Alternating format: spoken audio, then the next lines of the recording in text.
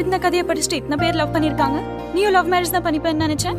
கல்யாணம் பண்ணிட்டு லவ் பண்றேன், அதுக்கப்புறம் வர ரொமான்ஸும் நல்லா தான் இருக்கும். விக்ரம், நீங்க யாரையாவது லவ் பண்ணிருக்கீங்களா? உனக்காகத்தானே நான் உயிர் வாழ்கிறேன், என் உயிர் நாடி நீதானடி. நீ இல்லை என்றால் நான் என்னாகுவேன், என் சுவாசம் நீதானடி. Sometimes you have to take a decision. இப்போ ஹார்ட் என்ன சொல்லுதுன்னு தெரியும்ல, just do that.